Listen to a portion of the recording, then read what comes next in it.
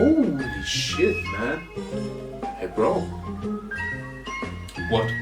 Have you heard about the Netflix One Piece cast being revealed? What? Yeah. And also, today they announced the new movie for next year. Yes! What? One Piece movie Red. Yeah, here. What? One eternity later. Man, what a crazy week this was, right? Or let's say, what a crazy month. We got the announcement for the live-action One Piece Netflix series cast. We got the announcement from today for the new One Piece movie for next year called Red, Aka. And chapter 1032 drops with a huge plot twist at the end. Oh, and also off topic, we got the new Spider-Man trailer, which was fantastic. Spider-Man No Way Home. I want Spider-Man! So before we come to the chapter, we gotta take care of the movie announcement from today, because this was out of nowhere and it was kind of surprising. Because we got the announcement of the next One Piece movie called One Piece Film Red, Aka, for next year, August 6th. And if you look at the logo they released, you can see the 3 scars from Shanks his high in the logo. And it's kinda confirmed by now that it will be a movie about Shanks. I am the hype! Either him or Rockstar from his crew. Or Kid?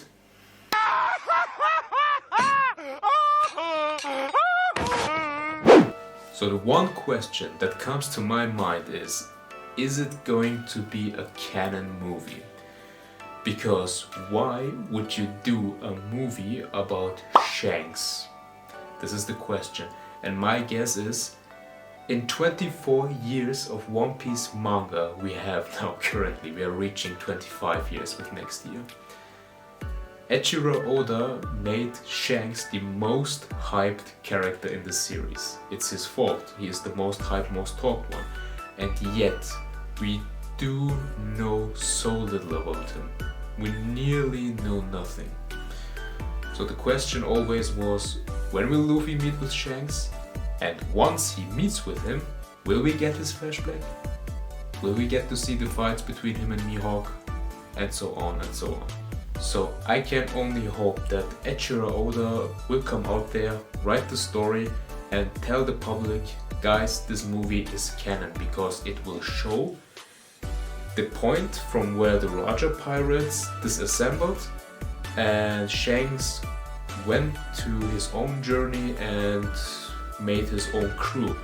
And maybe we will get to see his training process and how he made himself a big name in the game of the pirate world. Maybe, if we are lucky, we will get to see the fights between him and Mihawk, and maybe also up to the point where he finally became a Yonko.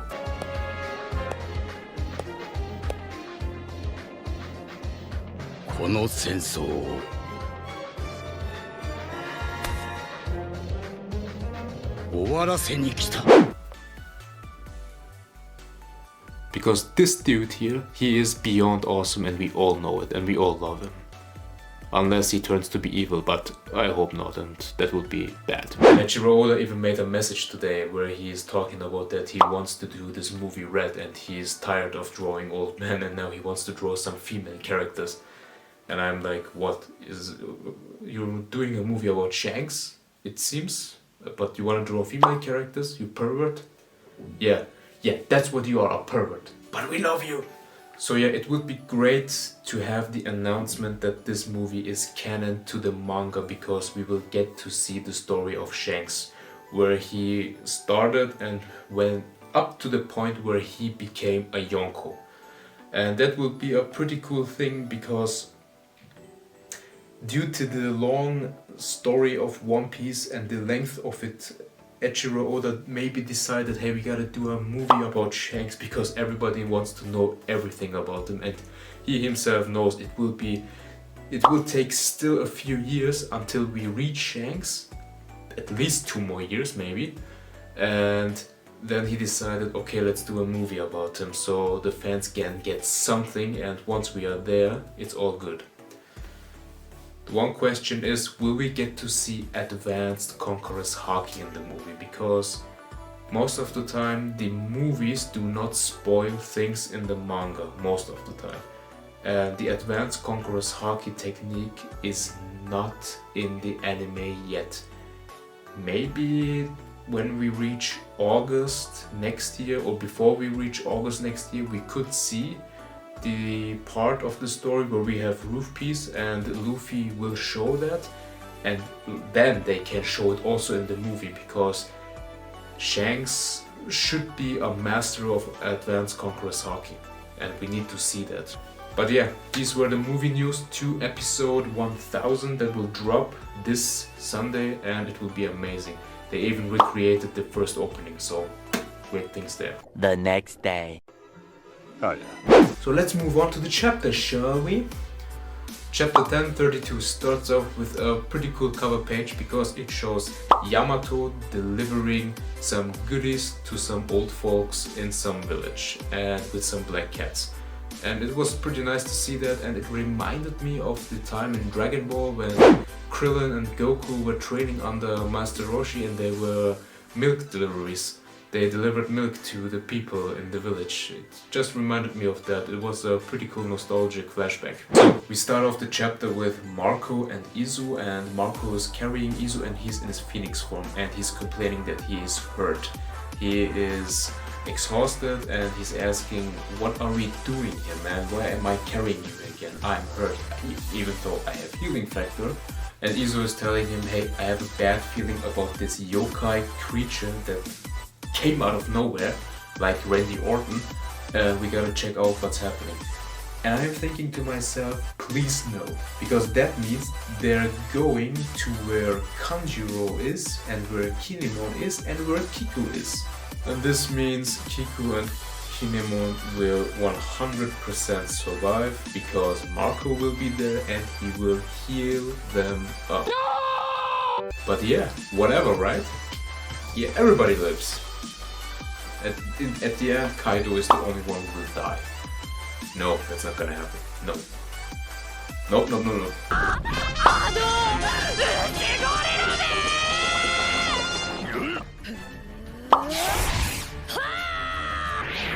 From there on, we continue to Yamato, Drake, and Apu and Fuga to the second basement level, which is the last level of the castle, and one below that would be the weapon and bomb factory, where all the weapons from Kaido are stored. And the funny thing here is Drake is chasing Apu, who is chasing Yamato, and also Yamato is chased by Fuga. So it's like, are we playing tag here? Apu is still trying to convince Yamato, oh young master, please stand here, be on my side and so on. Yamato is like, leave me alone, I have something to do. And then she sees Fuga, and it looks like they are close friends, because Yamato is looking up, oh Fuga, it's you, but I do not have time for you now. And Fuga, dumb as he is and looking like Ashura Doji, he's like, Fuga, I wanna play, Fuga. The madness continues. Why? Because afterwards they look up and there are two figures falling from the sky down to Fuga's head. And who are they? It's Brook and Robin. And first they are like, oh my god, where did we fall off? And Robin, I think, says that we are on Hair. And then Brook is shocked, like, what? Why, what is Hair doing here? Where did we fall? What's happening? But they were chased by Cipher Pol Zero, because they are the ones above them. They are falling down too, and they're looking up. It's like, shit, Cipher Pol is coming. But mid-air, Cipher Pol is reacting, and now they're looking up, and it's like the yokai is coming, because previously, before that, the castle announcer, whoever that is, said the yokai is going everywhere, he's doing mayhem, and he's now reaching the below levels from the castle. How convenient. Now you're coming downstairs where the weapons are? So you wanna blow off the entire island? the city. By all means, please do it, because we need an Act 3 tragedy ending so we can move away from here.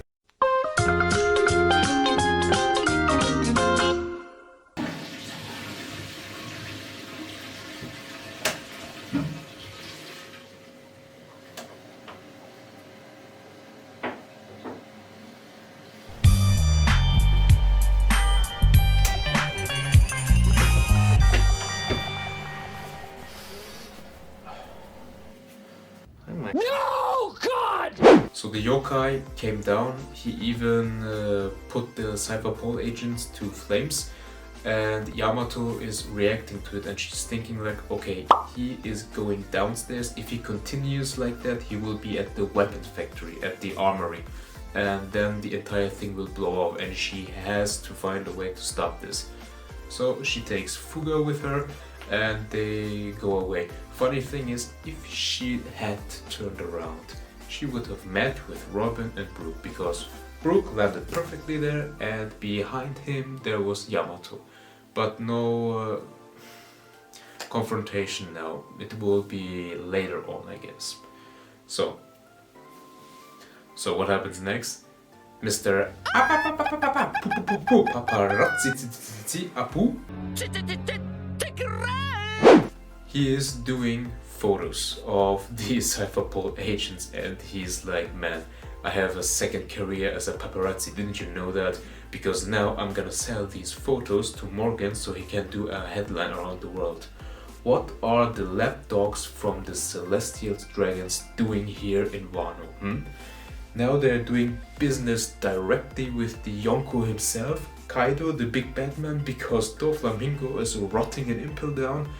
And I'm like, yes, that's the case, but they talk with Orochi, not with Kaido directly.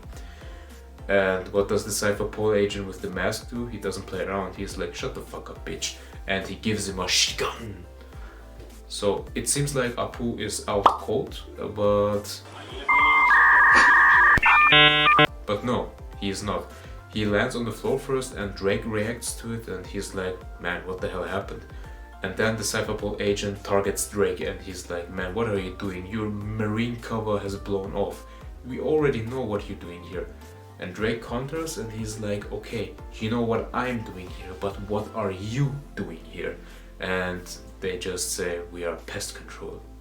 They try the Shigan with him, but Mr. Apapa does his check it out, and an explosion happens in the face of the Cipher Pol agent. So Apu still has some incredible durability. The guy tanked a lot of attacks, a lot of strong attacks from one of the strongest characters, and he's still on his feet.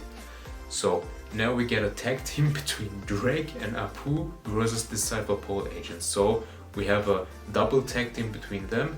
Maybe they will finish each other off cold and they're out of the game.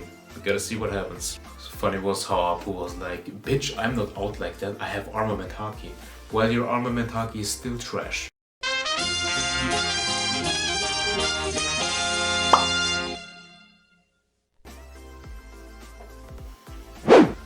And then we come to the creme de la creme part of the chapter. We go outside of Onigashima, and we can see just tiny bit of a panel where we have Momonosuke in his dragon form, and he's of course still trying to maintain the island. Moving away from that, we get the fight between Zoro and King. And King also does not have any idea how dinosaurs work. But at the end it's like Eiichiro Oda gives him the permission to do that. So it's like, Oda, your creativity has no end, right? Because King thinks pulling his head backwards and stretching it like a freaking cartoon, like he's from Tom and Jerry, and then shooting his head off to Zoro is gonna be a kind of a normal way to explain how dinosaurs did these things back in the day. And it's like, no, it's not. Funny was how King's face looked. He looked like Zoro when he was doing this disgusted face when they first saw Luffy being captured by Kaido and defeated in the news of Wano Kuni. And then he fired his head and Zoro was like, what the fuck? What are you doing, man? The attack hits Zoro like a laser beam and he is struck full force. Then King explains his dinosaurs abilities and how he believes that's how it works. It's obviously he's mocking him and he's like, bitch, I don't know how dinosaurs work, but my powers work like that because I'm a Lunarian. So Zoro stands up and he does a Ichini no Pondoho, his 360-degree Phoenix Pondoho, and it does nothing. The one problem Zoro always has with flying opponents is the reach. He has always that one problem, so he has to find a way to bring King down in another way. But okay, he tries his attack, King mocks him again, and then Zoro is thinking to himself, what can I do next? Whilst King is again talking to him and telling, oh, and by the way, I am also burning on my back, and the dinosaurs back in the day also had this, right? And Zoro is like, shut the fuck up, bitch. Make your story straight. Who are you mocking me? Don't look up. Don't look down on me. So Zoro does his great dragon twister and he's attacking King, but he is blocking it with his wings, and he's seeing that and he's like, shit, he's even blocking that with his wings. And then he explains it and he's like, yeah, my toughness, my defense as a dinosaur or as a Lunarian, he doesn't say that, but as a Lunarian is on another level. And Zoro concludes to one thing in this entire scenario, and he's like, so you're just big giant lizards, you dinosaurs. And King is like, you're not wrong there, it's half right. So King is pulling out his sword and he's attacking in his now normal form again, not his devil form, Zoro. And he's like, oh, don't worry, I will honor you with my own sword. We gotta do this because I also wanna have a good duel against you. And then we have a monologue of Zoro, and he's thinking to himself, he's like, man, the guy is still burning on his back, he doesn't even sweat, he doesn't have one single drop of blood, what's happening here? My attacks do not work on him. I thought this was his devil fruit, but it is not, it is something else. Is he a giant? Is he a fishman? No, he has to be something else. Yes, he's a race you do not know, and we do not know, it's the Lunarian race. So King attacks Zoro with all force he has, and then he pushes him against the rock because his attacks are that brutal. And Zoro is thinking to himself, unless I do not figure out what he is, I guess I have no chance of beating him. And it's like, yeah, probably, but even if you find out, will it help you? Because your time goes away. You do not have enough stamina in a few minutes, and King still looks clean. It's like, can you do one more your 9 sword style Ashura technique against him? Maybe this will help you, this will save your ass. But we gotta see how this concludes. What happens next is a giant plot twist at the end, and I loved it. Zoro's sword is itching. It's moving on its own, and then he is like, do I hear a shamisen? And he's like, no way, how can this be? How can I hear the shamisen? First I was thinking like, okay, this could be his observation haki, because his observation haki is maybe now connected, has a connection to Hiyori, and he can hear whenever she's in danger. But then I'm like, why is Enma reacting like this? Because right in the next panel we can see Zoro's haki being drained out of his arm, and Enma is reacting to the shamisen. And that's the point where it was like, holy shit, Enma knows that Hiyori is there and that she might be in danger. Or it just reacted because she was the one playing the shamisen. So the thing is, earlier in the fight, when Zoro did his techniques against Kaido, Kaido said, why do I feel the haki of Oden in that sword? And that was interesting, and it was like, does a part of Oden's haki live inside Enma? But with this chapter now, I think a part of Oden himself lives in Enma. It's like from Harry Potter, where Voldemort did another Horcrux and it was inside of Harry, and he always had him inside him. So a part of him lived inside Harry, and I think with this it's the exact same. A part of Oden lives in Enma because it was his sword, and therefore it has a part of him. And that's the reason why it reacts like that. But I'm very curious to find out how Oda is gonna explain that. And if it is Oden's will, Oden's haki, or a part of Oden's soul living inside of Enma, because that will explain it perfectly. And that would make the sword Enma a partner of Zoro. Because it's like Enma is a living sword in this case. It has a soul, a part of the previous owner's soul. It would make it not only property of Zoro, his new sword, it would also make him his partner, kind of. So we go to the place, dome area where Orochi is, because of course he has to be there. The last and final strike he deserves from is Hiyori. So Orochi is reacting to it, he's hearing the shamisen, he's like, what is happening here? Is this a trick from the enemy? What's that? Then he looks in the room where the melody is coming from, and there she is, Komurazaki. He thinks to himself, he doesn't know that's Hiyori. That's what he thinks, because he does not know that this is Kozuki Hiyori, the daughter of Oden, which he hated. So it's like, I really hope that Hiyori gets the final kill on Orochi. It can happen that maybe Usopp will arrive there in time to help her out, because she will fail to kill him. That can happen, because that piece of shit still has his devil fruit. Or maybe Enma unleashes and strike with Zoro, which Zoro cannot control, because he takes in that moment the control over his haki, and that slash gets through the wall and reaches Orochi and cuts him down for good. Ay, ay, ay, ay, ey, Makameri, Makameri, ey, Billie Jean, Christian Dioro, Dioro. Maybe this will happen. So yeah, overall fantastic chapter, fantastic announcements this week or this month, let's say, and it was very great to have the announcement of the movie and the announcement of the live action cast for the One Piece Netflix series. And yeah, tell me what you thought about this chapter, this week's chapter of One Piece.